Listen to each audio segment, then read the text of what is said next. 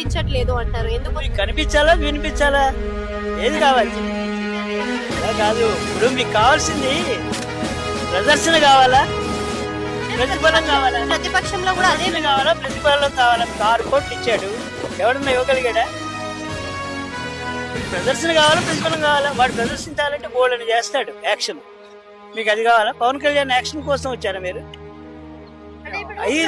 ప్రతిఫలం దక్కింది అని చూపించడానికి ప్రదర్శన యాక్టర్ కనిపించాలంటే చాలా అందంగా కనిపిస్తాడు, ఇంకా అందంగా చూపిస్తాడు చేసినట్టు. అది కావాలా మీకు? టాక్ ఎందుకండి, వాక్ కావాలి. వాక్ అంటే తెలుసా నీకు? వర్క్.